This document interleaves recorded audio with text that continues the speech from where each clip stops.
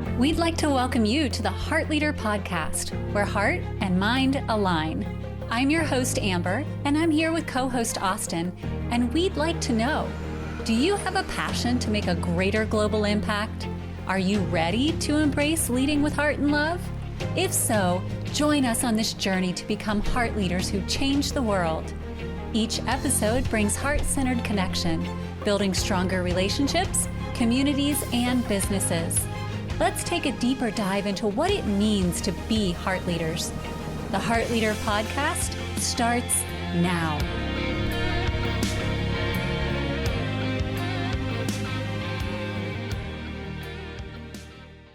Hi, and welcome to the Heart Leader Podcast, where heart and mind align. I am your host, Amber, and today I am joined by my dear friend and very special guest, Ben Sullivan.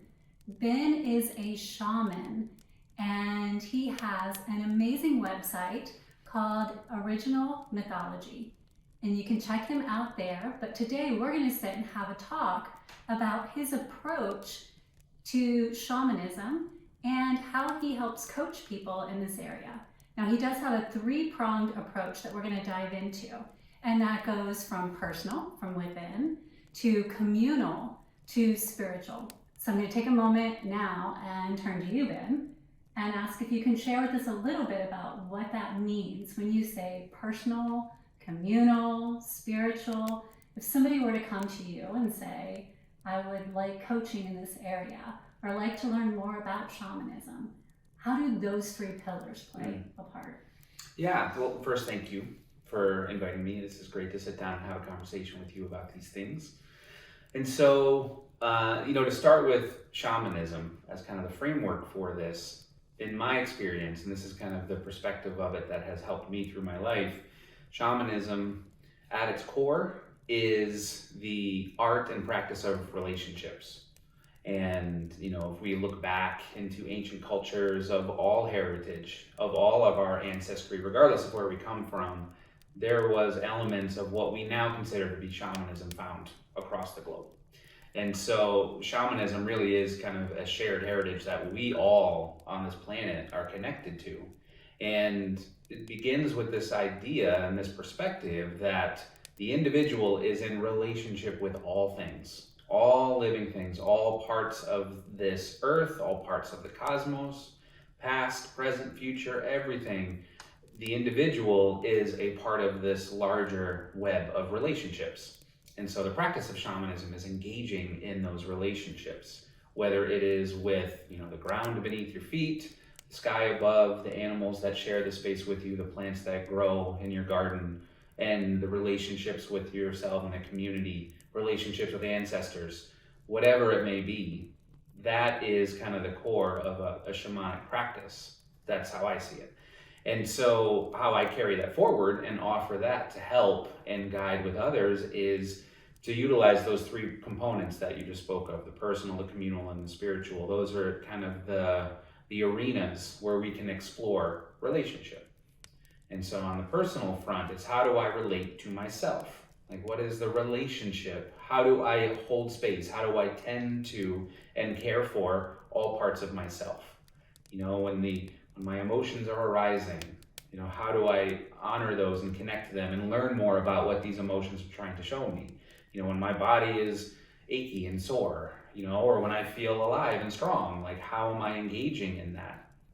And, those dark corners, those hidden caves that we all have within us, how do I explore those? How do I step into those places of myself that are unknown to me, or those places that I don't want to see? That's the personal, relationship with the personal. Relationship with the communal. Okay, so now that I have a bit of an understanding, or at least I'm learning how to understand what I'm communicating to myself, let me step out into the world of mirrors and all of these people, these friends and families and strangers all around us that are reflecting back to me different angles and different sides of my own being. I can't see some of those reflections just when I look internally on my own. I need these reflections. I need to have this experience of relationship outside of me so that I can understand myself more And then through my relating to others, how I show up to other people, that also demonstrates parts of myself that I don't see when I'm just sitting by myself with my journal, or sitting in solitude. That's the communal, so I learn how to relate to myself, I will learn how to relate to others, and then the third component is the spiritual. It's learn how to relate to something greater than myself. How do I open up all these parts of myself to something beyond my understanding or beyond my expectation, and allow that to be an avenue to understand myself more. I can relate to myself, I can relate to my friend. How do I relate to God?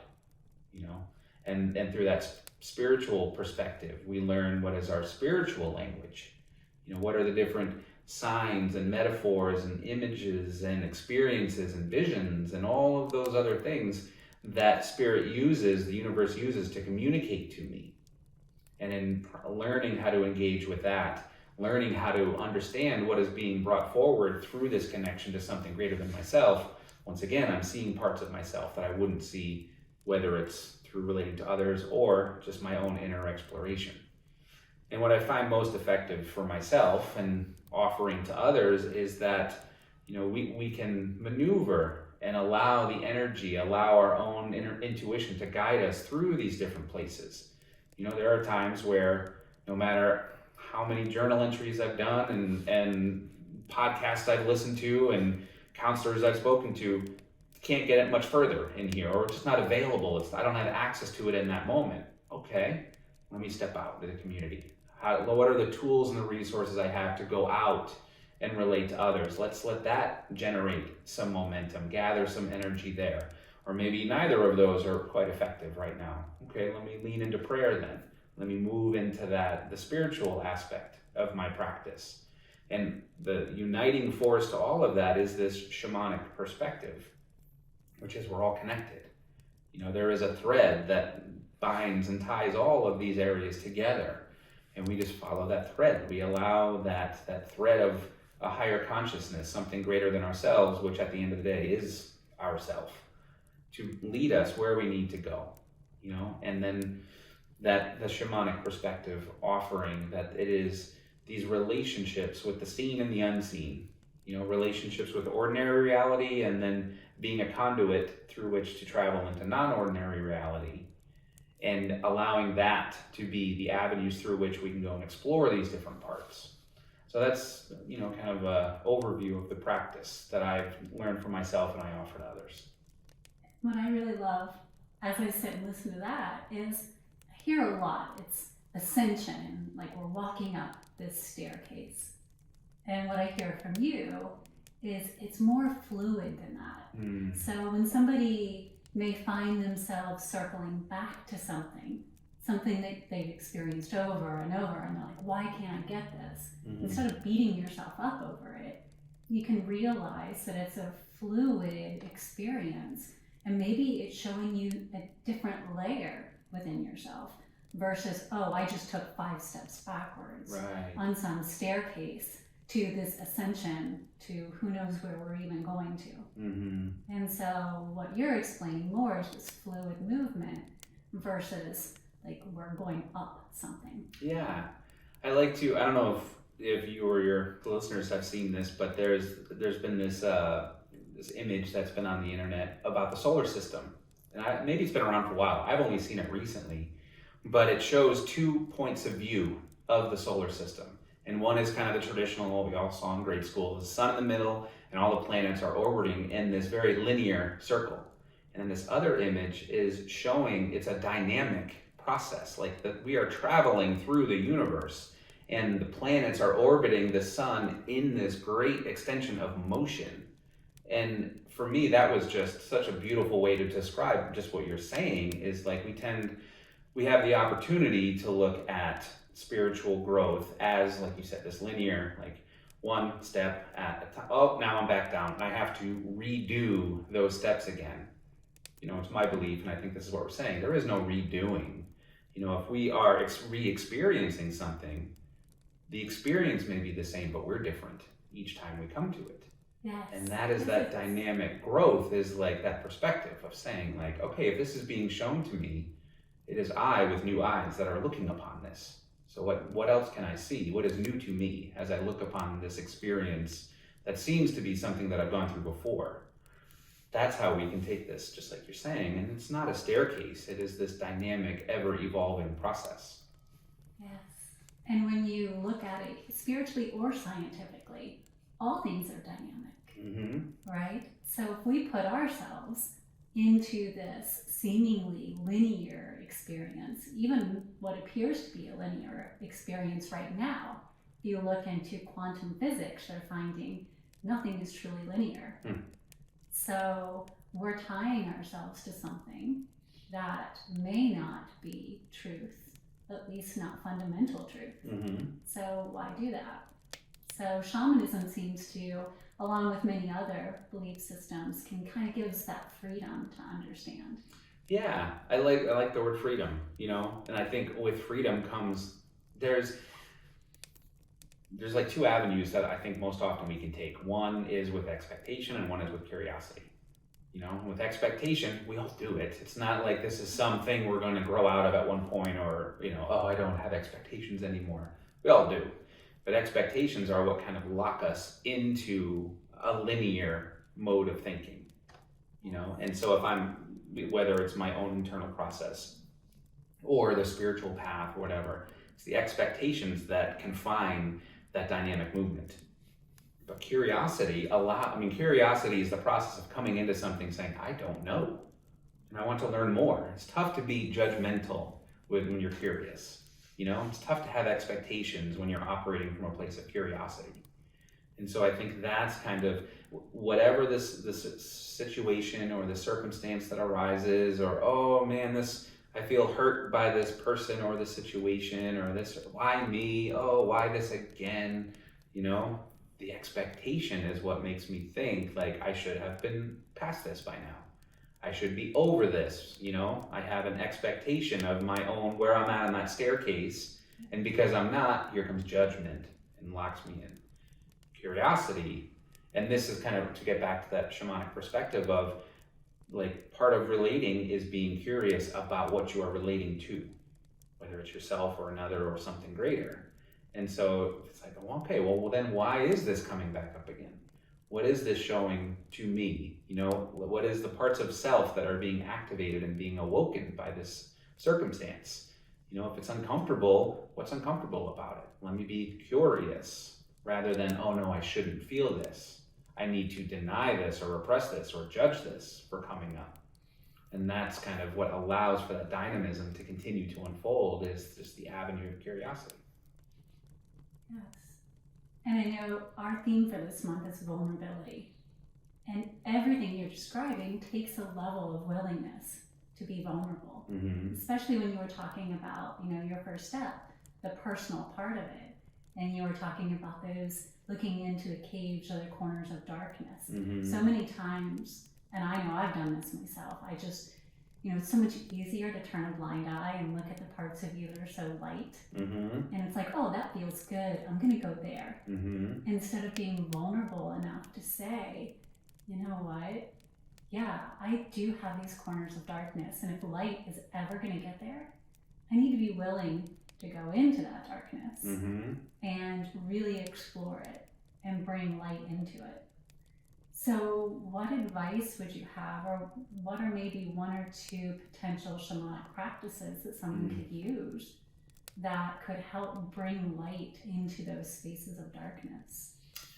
Yeah, I like the connection that we're making here to vulnerability, because it is, I don't know, when I hear the word vulnerability, the first thing that comes to mind is that vulnerability is an act of surrender. The vulnerability is just allowing myself to open up to something that is going to have me be seen in a way that maybe I'm not comfortable being seen, or it brings up some concern, or it's uncomfortable to be seen that way. And so that's really kind of the first step of vulnerability, is recognizing, like, I got to put the sword down, or the shield down, or both. And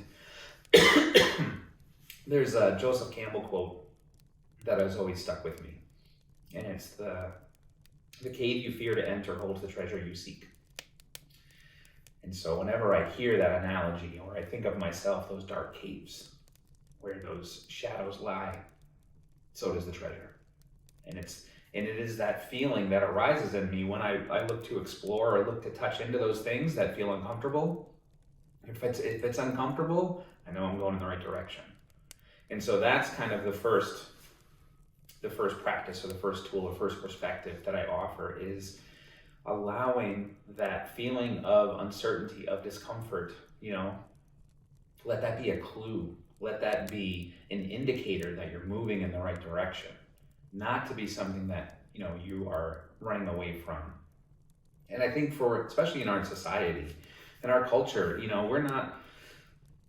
one's ever really taught how to navigate uncomfortable situations. We're not taught as a culture that discomfort is okay. It's okay to be uncomfortable. Instead, it's don't feel that. Or go in your room and feel that. Don't bring that out here, Or like toughen up. Work through it, grind through it. That's the indications, that's the guidance we're given in this culture. So we learn that if something's uncomfortable, it's wrong, it's bad.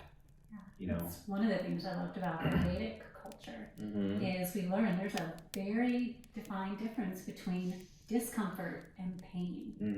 One is you actually heading toward growth. The other is you understanding that there may be damage occurring, and you need to take a moment to evaluate. Are you truly in pain, or are you just really uncomfortable? And so emotional pain may be making you believe that you are having physical pain. And so you need to really go within, as you're talking about, and be vulnerable and ask yourself, is there growth possible here, or is there damage occurring? Yeah. And I think, and this was my part of my path too, was, again, to your point, like that distinction is not discussed. And so it all was painful. There was no levels of pain. It was just uncomfortable, doesn't feel good, don't look at it, and there was a lot of conversations I've had. Somatic experiencing is one of the avenues that I've explored for a long time in terms of some of that inner discovery, allowing the wisdom of the body to be felt and expressed and related to. How can I be informed and communicate through what my body is bringing up? And this idea that trauma is stored in the body, and that it is like an illness, it is an infection that will just throb through our life if left untouched. And it's painful, it hurts, and we find ourselves re-engaging in situations or certain patterns playing over and over again. Why do I seem to be in the same relationship, How do I keep calling this same thing back to me every time? It is that wound that is just sending out like a beacon, calling for that which can finally heal it to come into my field. But if I don't have that awareness that this experience is coming in to show me, to teach me, to help me heal, I'm going to receive it as something wrong or bad or painful, And it's the vulnerability that we're talking about, to ask that honest question. Like, what is this trying to show me? What is this trying to teach me? And through the shamanic practice, in the art of developing these relationships, it's like I don't have to go into that cave alone. I cultivate support, I cultivate guidance and mentorship, I cultivate the teachers and leaders and other people in my community, other teachers and leaders and guides from something beyond my expectation and understanding. And with all of that, like stepping forward into those dark caves, knowing that there may be monsters, may get a little dark in there, may get a little scary, but, monsters don't guard empty rooms. It is what's in there. The treasure that I am seeking is in there. And it's kind of that perspective shift as well, as if I'm being challenged, it's because what I am seeking is worth the fight. It is worth the expression of what is being presented to me. If there's monsters guarding something there, then boy, that's something that I want to experience. And so, and this is kind of the practice of, as I've learned from shamanism, and if we look back to what the ancient cultures and our ancestors, again, all of our ancestors had shamanic practices. We are all the inheritors of this tradition. The word shaman, and just kind of that, yes, that is from a particular time and space and culture, and we pay reverence and respect to that culture that gave us this word, and that word is highlighting something much greater and broader than this particular culture in time and space. The Tungus, they're the Mongolians and the ancient Tungus people, that's where that word comes from. And that is the word that has been passed down that we use to kind of illuminate this idea, this practice. But there was, every village or community had their shaman, capital S, and that individual served as kind of the mediator between the seen and the unseen, between the community and all of those great forces beyond understanding. And that was the shaman's role, is to be the ambassador for the tribe, for the community, to the unseen realms. Just like it was the king or the queen's role to be the ambassador to the other realms of men and women, and to these, these were the roles that were being played as a way to allow the community to grow and flourish. And the shaman's role was to communicate to the spirits of the land, spirits of the sky, to the ancestors, to the unseen forces. So they were the one that went into the cave on behalf of the community. They were the one that made those exchanges and created those relationships with those unseen forces. That was and it wasn't always the most thankful job, because if they're the ones that are responsible for making sure that the buffalo come back next season, or the crops grow in the spring and they don't, well, they know who to blame, so it wasn't a glamorous. They didn't have, if they had Instagram accounts back then, I don't think many shamans would be telling everybody that they're the shaman. They wouldn't be the influencers out there? I don't think so. Mm-hmm. But there was an understanding amongst the community that while that shaman, capital S, served as the ambassador and the go-between for all of the outer world of the community, that each individual of that community be the shaman to the village inside. They were the go-between for this world that exists within them. And how are they going to relate on an individual level? The shaman prays for the community, the individual prays for themselves, prays for their family. And that's a distinction that I think has kind of gotten lost along the way. And especially now, there's a lot of avenues, lots that's available for people to explore shamanism in ways that resonate with them. And I felt, it was a part of my journey as well. There is something alluring about being that go-between. I had some experiences early on in my journeys where I was like, wow, this is real. Wow, and I just see how powerful and how healing it is for me. I want to share this. I want to help others, But there's a few steps in between, that and then being in a position to hold that space and hold that perspective to be the go-between for a community. And it's, again, another dynamic process, but it's one and this is kind of where I'd like to draw that line between what's cultural appropriation and what is like the carrying of tradition. Yes. Those are two different things. I would love to dive into that subject because I think it has gotten very, there's a lot of talk about cultural appropriation, and to the point where if you're someone who has spent a great deal of time invested with a culture to learn their traditions and their customs, you're still labeled as appropriating the culture. Like, I've studied Vedic philosophy for most of my life, and if I wear a bindi, I get really kind of raked over the coals for appropriation now. But nobody asks my backstory. And I wondered if that happens to you too, or if that comes up much where you are. Yeah, I mean, it certainly has come up, and that has been part of the conversation. One of my primary teachers and one of the primary avenues and modalities that I work with in my shamanic practice is working with plant medicine, and primarily with ayahuasca. ayahuasca is indigenous to most of South and into the northern parts of South America. I will never be confused with somebody from South America. You know, that's just not where I came from. And so, but it has been one of the most transformative modalities and avenues of healing that I've experienced on my journey is through the traditions and the carriers and the medicine people of these traditions that honor and revere ayahuasca as a sacred teacher and have for thousands of years. And so, you know, what my journey through that was at first, you know, for my own healing. You know, I kind of explored these other avenues. I started practicing shamanism when I was in my teens.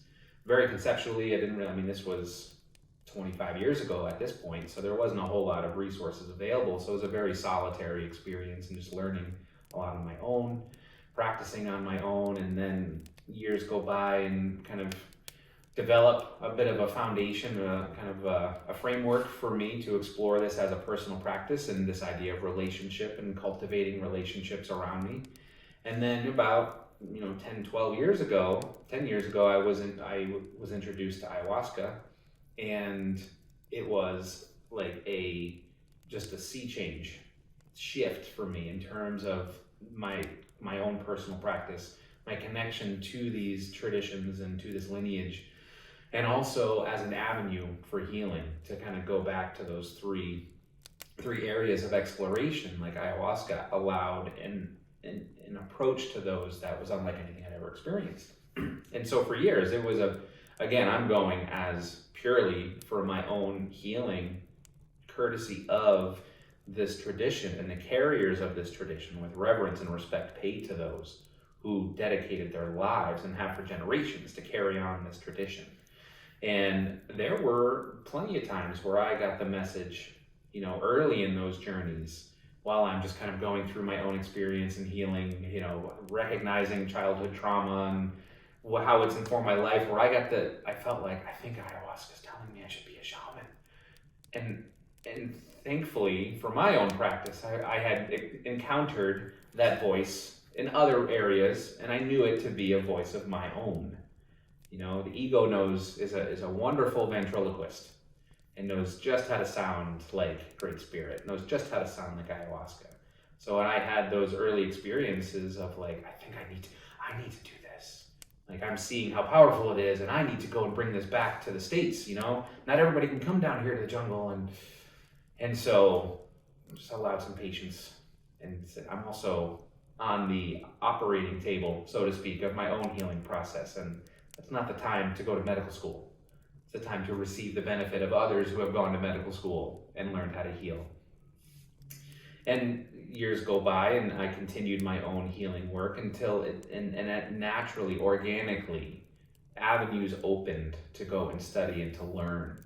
And through the course of my own healing, the healing and the learning became, it was a symbiotic experience. So much like you were talking about, that flow versus going up a staircase. That's right.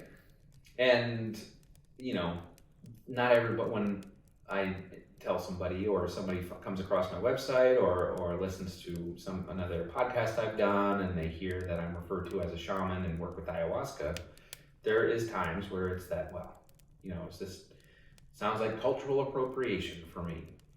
And, I think there's like two levels to that. One is the other's personal experience. Mm-hmm. That is in their universe is different than my universe. And we're finding this little bridge to connect, and we're speaking something different. And so it's allowing the other person to have that experience. And then the other side is I think this is where it's the demonstration of the medicine rather than the speaking of the medicine. I try to do as little talking about what I do in this particular arena, and more about showing what it has done for me and how I try to share that. And for some people that's going to resonate, for some people it's not. And then it's like, well, that makes it much easier to, again, follow that thread. Perhaps it's not my job to make this person believe one way or the other. It's my job to express and carry the medicine that has been bestowed upon me and helped me in a way that can help others. That point of view is a very strong one to step back from, because ultimately it's none of our jobs to change the perspective of someone else, because we can't. We're each here with our own perspective. But being able to share our experience, so if someone's having a like experience and finds value in it, to me there is just so much that can be gained from that. And so to hear your story of cultural appropriation and how individuals have seen that reflected in what you do really does help me as well, because I've experienced that. And for anybody else who may be studying across cultures, because they have a true defined desire to understand and utilize the benefits and the values, and another culture is open to that. And they say, come in, allow us to show you, and you're respectful and you're honoring, and you carry that forward in a way that honors what they've gifted you, then to me, that, for me personally, is a very big difference between appropriating a culture versus diving into a culture and creating your own relationship with it. I think that's the key differentiator. Is it's one of those perspectives, the point of view and the focus is being put on the tradition, whether it is me wanting to learn and experience and receive healing and then offer exchange to the tradition. The other is on the individual. It's like, what can I do to gather up the best parts of this, dress myself up in it, and then I'll go out. And I would say that majority of the time it's not a conscious thing. People who, where there is some cultural appropriation taking place, my feeling is more often, I assume the best, right? Assume good intent, that there is like an honest, earnest desire to, share the benefits of this, but without the consciousness, without the recognition of where it comes from, and the respect and reverence paid to those who are carriers of the tradition. And that's the difference. Cultural appropriation loses connection to the carriers of the medicine and those who have brought this tradition to us in this time and place.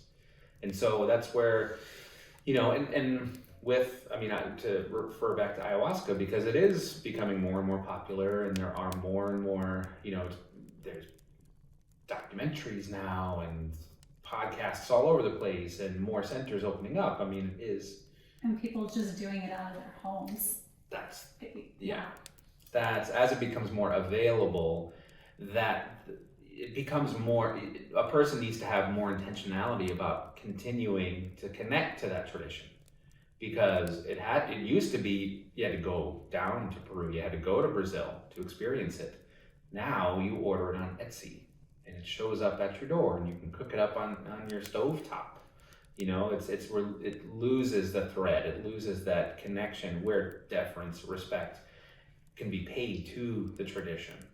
So that, it's not to just throw your hands up in the air and say, well, what am I supposed to do? When others are doing it, and at least I'm not taking advantage of anybody or violating boundaries in this ceremony space.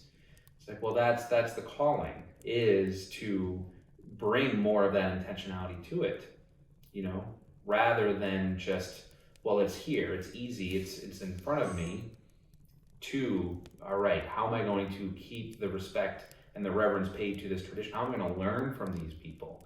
Because that's I would say in just the experience of psychedelics as a spiritual practice, as an avenue for spiritual practice, there's a few different ways a person can go.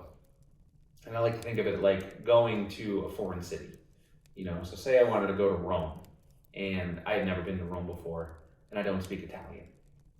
I can buy my ticket, fly out there, land in the airport, and I'd probably find my way around.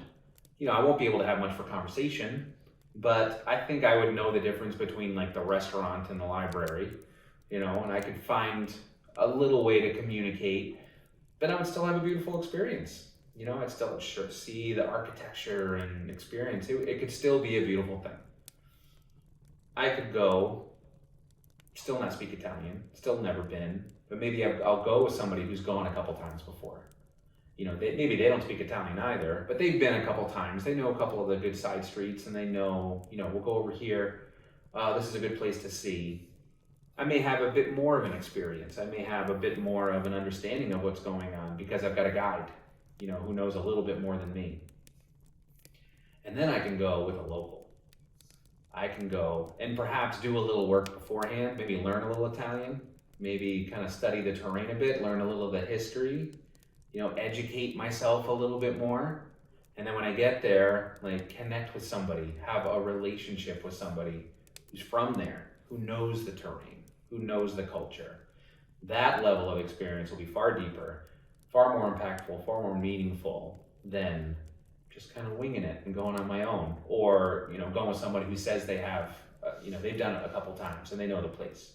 That, I mean, I say that wouldn't just apply to the psychedelic experience. I think it applies to all of the spiritual experience. That is where, I mean, you need to reach a level of vulnerability to acknowledge that there is a depth of culture, a depth of understanding and tradition that is here, and that I humble myself to that tradition so that I may learn. That, from that perspective, there is no appropriation. That is not appropriation. That is showing respect and reverence to something far greater than myself and wanting to be open to receive. And in doing so, how can I repay? You know, what can I offer back to this tradition that is helping me? That, I think, is the real, that's what makes that delineation.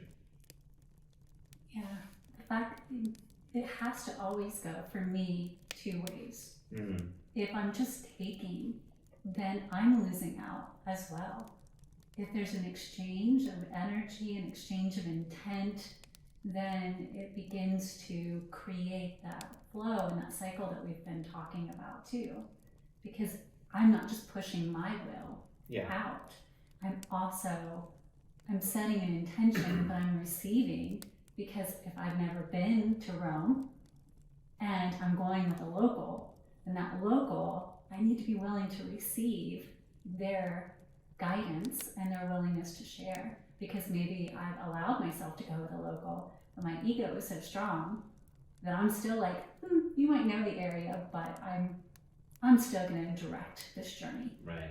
So there's all different levels that begin to align, and it has to be that free flow that you have talked about all the way through. So we were talking about misconceptions, and ayahuasca is definitely one of them. Mm. I know when I told some folks that I was having my shaman friend on the podcast, they had some defined thoughts of what you would look like, and then when they saw your picture, they were a little taken back because you didn't meet the expectation of what they thought a shaman would look like. Do you find there are other misconceptions in shamanism that are just myths that can be broken down or that you can share with us? Yeah, certainly. You know, one, we spoke to it a little while ago, is this idea that, or the understanding that our ancestors had, that we all have a responsibility to be the shaman for the community within. Oftentimes a misconception is that to be a shaman, capital S, means that you have to have some sort of spiritual calling or spiritual crisis. You know, there has to be some sort of break where, you know, the individual has been broken off from reality. You know, this idea of the wounded healer. The misconception is that there's like a threshold for how intense the wound has to be. You know, near-death experience or tremendous trauma. You know, trauma is relative. And trauma is that which like awakens us to something like a deep wound within us. And there's really no measurement. You can't line 10 people up and say, that wound's not enough to be a shaman. You know, that wound's not enough. Again, this idea of like shamanism being the art and practice of relationships We all have a birthright to engage in a relationship with around us, within us, all through us. And I think it's a little bit of that, kind of what we're just saying, a little bit of, there's an allure, having to experience some of these things come with it. Some, it can be exciting, it can be very enticing to, I'm going to serve ayahuasca to people, or I'm going to, lead people on, I'm going to be a shamanic mentor, I want to teach and coach people. It's like, those are all beautiful, wonderful, necessary, needed things with a little bit of foundation to it, So it's like the person who goes and they have an experience with ayahuasca first time, and ayahuasca tells them, you need to be a shaman. And then they go and they want to start doing the ceremony, That's a little bit of the misconception, is that there's some sort of, awakening that happens, a kundalini awakening that just blows the lid off, and that's the only way that it can happen. The shaman, a calling can be wanting to live a life in a more integral way. A calling can be wanting to change some of these patterns that are no longer helpful and in fact hurtful. That is a calling. A calling to want to relate in a more authentic, present, vulnerable way to yourself and the world around you. That's a calling. It doesn't need to be, 3 ravens circle your head on the first full moon of the new year and an old, medicine person sees you and anoints you as a shaman. That's not, sounds cool, makes for a good movie, but it's not always real. And in fact, it separates so many of us from an experience of something greater. I had a pretty good life. Some bad things happen, but that person over there, boy, they were homeless at 7 and suffered all of these terrible traumas. And well, yeah, of course they would be, and then they found a healing avenue through it. Well, of course they should be a shaman. I can't. I had a pretty easy life, I suppose. When we start to look into those caves, we'll find, all of us will find some treasure. All of us will encounter some monsters. And it's the shamanic path, in my experience, the shamanic path that gives us the tools and the resources, the courage and the strength to walk into those caves. If we allow ourselves that can be true for us, that we can be deserving and we can be worthy of experiencing something greater than ourselves. And let me ask, in shamanism, is it a belief that you have more than one lifetime experience? So reincarnation is a potential? Yeah, I mean, it's certainly something that I've seen it in different cultures and in my own experience. It's like the non-ordinary side of the shamanic world is big. Okay. And all of these different experiences land in there. That it can be, these linear past, present, future lifetimes, parallel lifetimes. When we kind of step out of this 3-dimensional reality, all things are possible. And it's the shaman that explores that and what resonates. So it's possible, given that it's not this lifetime only that you're healing. Mm-hmm. It could be many other things, many other experiences from other lifetimes. Mm-hmm. So if somebody were to take that misconception that my life has been great, their life would lead them to being a shaman, well, maybe it's the previous lives or even the future lives, mm-hmm. or lifetimes in parallel areas, mm-hmm. that would create this opening for you. Mm-hmm. So the willingness to suspend, it's only about this one little segment of time, it sounds like. Yeah, that's it. I think there's another, I think Carl Jung said this, it's like the mystic swims in the oceans that the schizophrenic drowns in. And we are a very schizophrenic society. Maybe not by diagnosis, but definitely by action. And it's that to have such that pain that we were speaking to, so many of us, all of us in one way or another have experienced that pain of that inner exploration, or what may lie on the other side, or what's in that cave, be so terrifying, be so overwhelming that I'm just going to shut it down altogether. But as life will happen, we will be thrown into that cave at different points, whether we choose it or not. And it's the shamanic perspective that has the understanding that that cave is not a place of terror, that is not a place of pain and suffering. It is a place of understanding, of wisdom, and there will be some work for it. The shamanic path is the one that offers perspective to that, and every cave is different.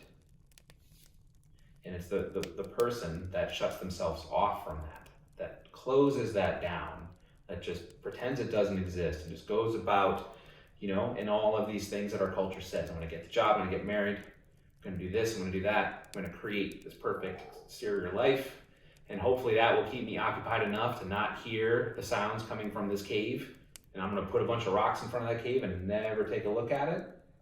At some point or another, we will be put in that cave. We will be thrown into that ocean. And so to utilize and have available to us this perspective, through these relationships that we create in and around us, then it's like I said earlier, we don't walk into that cave alone, but it requires that element of vulnerability, which is what we've been talking about. And to say that there is something greater happening here than I can understand. And this is what allows us the opportunity with humility to look at these cultures, to look at these traditions as fellow travelers who have walked this road that we are now on. And just like on any hiking trail, you'll find those rock cairns to show you, like, this is the way. Turn right here. If you see this tree, you know that you're going in the right direction. It doesn't walk the road for you.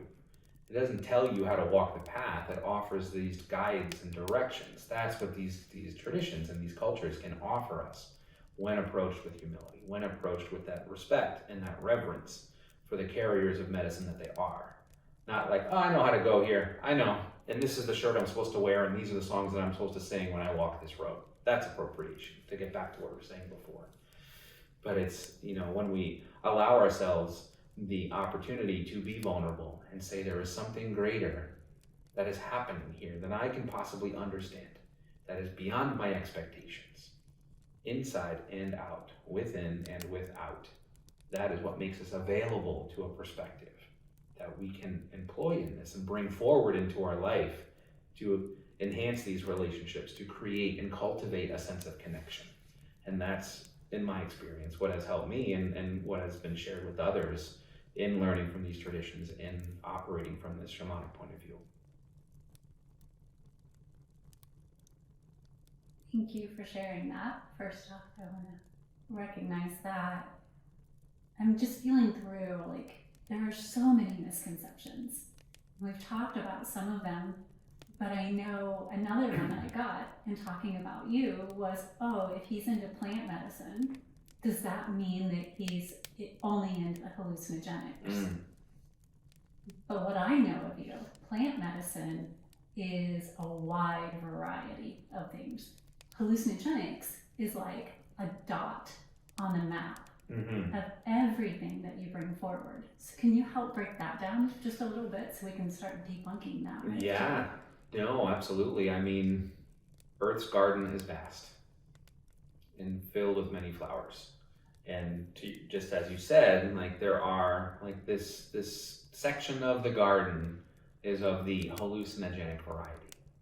And that, early on in my journeys, I read Carlos Castaneda. That was one of the first authors that I ever read that really kind of opened my mind up to these things. And it's the story of, this very Western, he was a grad student at UCLA and, kind of thought he had it all figured out. And part of his studies was to go and talk with indigenous people of Mexico to learn about their, plant usage. And he'd heard about peyote and he was, I want to learn about this peyote and I want to talk. And he came with his westernized, I'm the learned man, you're the savage. I'm going to throw you some money, you show me some of these things. And the medicine man who he connected with, this man named Juan Matas, who was the carrier of a tradition, offered him peyote, guided him through some early experiences with peyote, and then it opened up his world. It just shattered his whole point of view and took him on this lifelong journey that extended for the rest of his days exploring these things. But they never went back to peyote. They only used peyote in the very, very beginning. And at a certain point in his journey, Carlos asked his mentor, Don Juan, why did you, we haven't touched this peyote in decades. Like, why did we start with that? And Don Juan said that was the only way that I was going to shut your ego up, is it had to get shattered beyond anything that it knew, and then you were finally opened enough to, receive and be available, be vulnerable enough.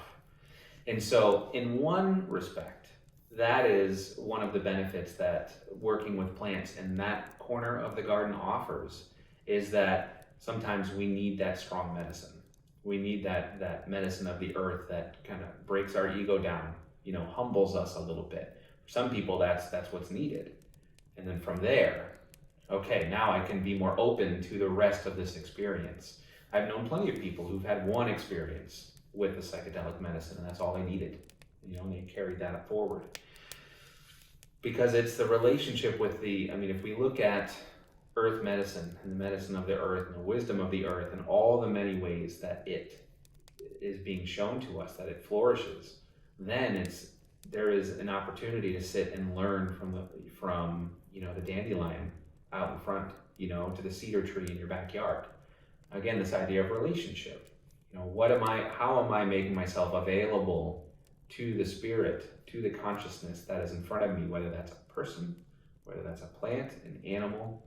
Again, in the shamanic point of view, there is no distinction between these consciousness, only in expression. And so how can I make myself available to the expression of consciousness that is before me? And to do that, I have to humble myself. I have to be a little vulnerable and say, perhaps there is wisdom here in this cedar tree that is beyond my understanding as it is right now. And so that's plant medicine. That is an opportunity to open up to something greater. That doesn't need the crazy psychedelic trip, Awesome. If somebody were considering doing something along the lines of a ceremony, but psychedelics were not something that they desired to embark upon, is it still possible to do a shamanic journey or a ceremony without psychedelics? Absolutely. I think ceremony, the act of ceremony is, I don't want to say simply, because there's nothing simple about a ceremony, but a ceremony is the act of bringing reverence to the time and space. It is acknowledging the sacredness of what is happening here and now. So a ceremony with a plant needs only, myself, the plant, and the connection between. That's a ceremony. And then there are ways, again, looking back to traditions, looking back to cultures that have practiced this for a lot longer than we have, we can learn, we can get some perspectives on how to engage in that relationship.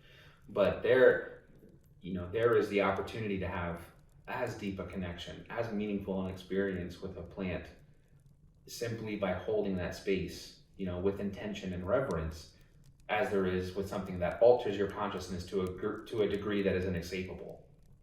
A ceremony is the act of reverence for the present space and time that you are in whatever way it looks. And how important is it if someone were to find a shaman who was leading a journey? And I know we're each our own shamans for our internal, but if they were seeking out a shaman, capital S, for a community, how important is it that they do their research first and understand the energy that person is bringing before they participate? Oh, absolutely. It's critical. Shamans, they're called medicine people for a reason, because it's a medical profession.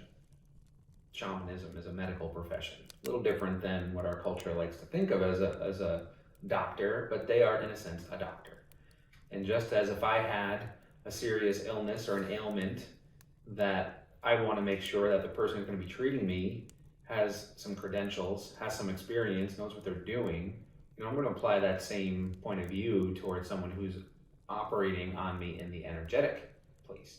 From that space, a medical professional who knows what they're doing. And it's a little different. There's ways to do that research, but for me, what's important is how does this individual express their humility and vulnerability?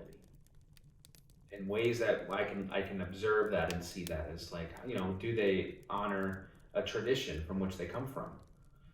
Do they have a practice which is self-sufficient unto themselves? How do they relate to other people?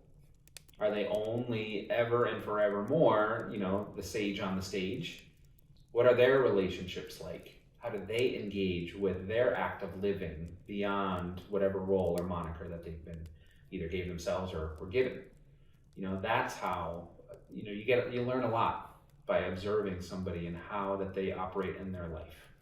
And that's a good way to kind of discern, all right, this is someone who I want to enter into that ceremonial space. Here's someone who I feel safe enough to allow for vulnerability to be experienced.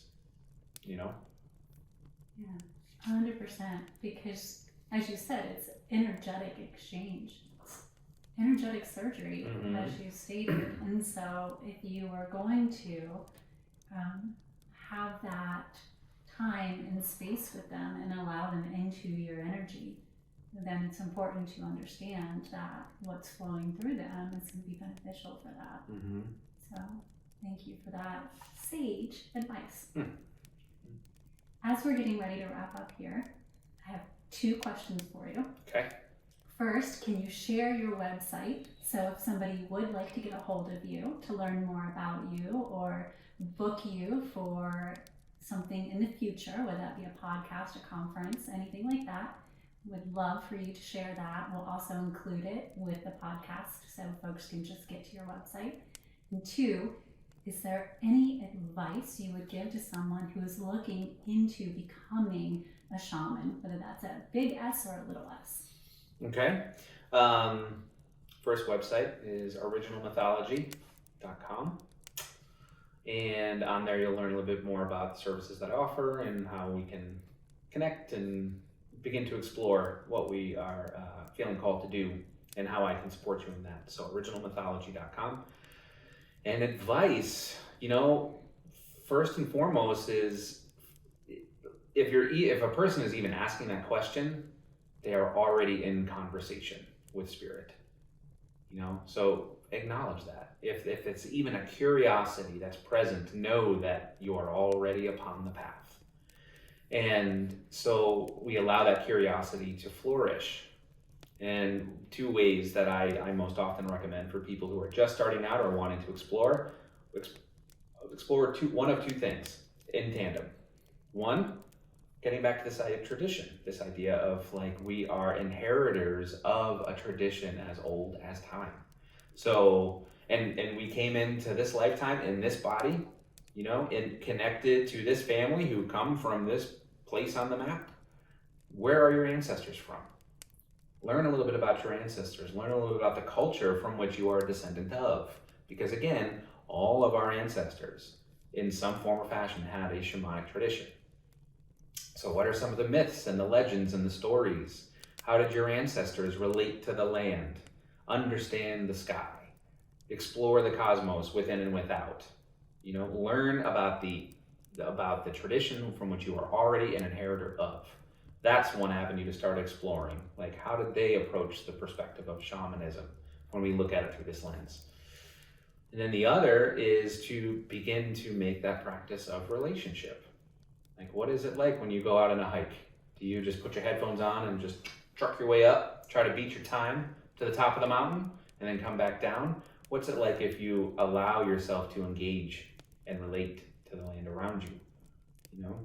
What is it like? Is there a particular tree or a plant or a flower or an animal that seems to capture your attention? Or maybe, you reflect on your childhood. I always had this stuffed tiger. And for one, I just always really felt connected to tiger. I always liked tigers. Well, what if that is more than just a childhood joy? Learn a bit more about tigers. Was there particular animals or experiences or places on the earth that called your attention? And if we understand this as an act of relationship, we understand that there is a consciousness to that. There is a spirit to that, and that's what we're relating to. So it's just opening the aperture wide to see where all of these different relationships are in my life, beyond just, the social interactions. What's my relationship to the seasons? What's my relationship to the moon? To the rising sun, to the stars in the sky? Like that's how we begin to explore what a relationship to that which is greater than us can look like. Again, fantastic advice. Thank you for sharing that. And thank you for taking time to be here. Thanks for the invitation. It was great to talk to you. Great to talk to you too.